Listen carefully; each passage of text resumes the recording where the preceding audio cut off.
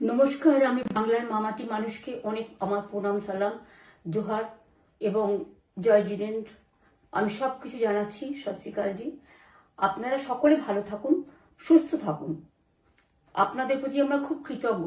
এত রোদ্দুরের মধ্যেও এবং সবকিছু অত্যাচার সহ্য করুন আপনারা যেভাবে ভোট দিয়েছেন লাইনে দাঁড়িয়ে, আপনাদের কাছে আমরা খুব কৃতজ্ঞ। আমি আমার কর্মীদের কাছেও খুব কৃতজ্ঞ, যারা জীবনপণ লড়াই করে অনেক অত্যাচার সহ্য করে সেন্ট্রাল ফোর্স এবং এখানকার ফোর্স সবার যৌথ অত্যাচার সহ্য করেও টোটাল সমস্ত machinery government of India, prime minister, home minister থেকে শুরু করে পুরো গভর্নমেন্ট অফ ইন্ডিয়া এবং 19টা রাজ্যের বিজেপি নেতাদের এবং অর্থ ভাণ্ডার, শক্তির ভাণ্ডার, বন্দুকের ভাণ্ডার নিয়ে যারা বাংলার মানুষকে জব্দ করতে চেয়েছিলেন, জব্দ তারা কিন্তু ভোট বাক্সে হয়ে গেছে। আমি আপনাদের নিশ্চিন্ত করে বলতে চাই, যেটা টিভিতে দেখাচ্ছে এটা বিজেপি অফিস থেকে কালকে বেলা 1:08 সার্কুলেট করেছে এবং টাকা দিয়ে বলেছে যাতে এটা দেখানো হয়। তার কারণ হচ্ছে আমার কাছে স্পেসিফিক ইনফরমেশন এসছে 1:08 আমি কোনো একটা প্রেস মিডিয়ার থ্রুতে পেয়েছি এবং সেই ইনফরমেশনে দেখা যাচ্ছে তারা পরিষ্কার বলছে ফোর্সফুলি তোমায় করতে হবে, এটা তোমাকে এর মধ্যে যাওয়া যাবে না। কারণটা আসলে জানেন আপনারা, আমরা 200-300 পেয়ে যেতে পারি, 226 ক্রস করবো 2026-এ।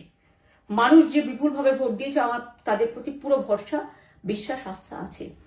এবং ওরা কালকে এটা করিয়েছে প্রেসকে দিয়ে, তার কারণ গদি মিডিয়াকে দিয়ে। তার কারণ হচ্ছে ওরা তো আপনারা জানেন ইডি, সিবিআই, ইনকাম ট্যাক্স সবাইকেই চমকায় এবং সেন্ট্রাল ফোর্স যে ব্যবহার কাল করেছে এবং তাতে যে নতুন পুলিশগুলো অ্যাপয়েন্টমেন্ট হয়েছিল যারা আমার হাতে ছিল না, তারা ভীষণ মেয়েদের মেরেছে, বাচ্চাদের মেরেছে। যে ভদ্রলোক উদয়নারায়ণপুরে ভোট দিতে গিয়ে মারা গিয়েছে, আমি তার শোকাহত পরিবারকে সমবেদনা জানাবার ভাষা আমার নেই, কিন্তু পরিবারটার পাশে আমরা থাকবো। এবং যে তৃণমূল কংগ্রেস কর্মীরা এমনকি সাংবাদিকদেরও মেরেছে, আমি যেখানে ছিলাম ভবানীপুরে চক্রবেড়িয়ায়, আমি বাচ্চাদেরও মেরেছে, মহিলাদেরও মেরেছে, একতরফা মেরেছে। যাদের তৃণমূল কংগ্রেসরা জীবন দিয়ে লড়াই করেছেন, মার খেয়েছেন, তবুও তারা এলাকা ছেড়ে যাননি।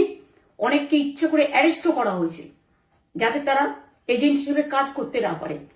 বিশেষ করে ভাটপাড়া, জগদ্দল, নোয়াপাড়া, এরকম অনেকগুলো জায়গা আছে। এমনকি আমাদের এখানেও ভবানীপুরে সারা রাত ধরে রেড হয়েছে। আমি সারা রাত 2 দিন ধরে দুরাত ঘুমাইনি। তাই আপনাদের কাছে বলবো, ওটা বিজেপির চক্রান্ত এবং বিজেপি এত করেও মানুষের অধিকার থেকে মানুষকে বঞ্চিত করতে পারলো না এবং তাই বিজেপি শেষ খেলাটা খেলেছে প্রেসকে দিয়ে, যাতে উল্টোপাল্টা বলে আমাদের মনোবলটা কর্মীদের ভেঙে যায়, মানুষের মনোবল ভেঙে যায়। শেয়ার বাজারে ধস নামবে আসল সত্যিটা বেরোলে।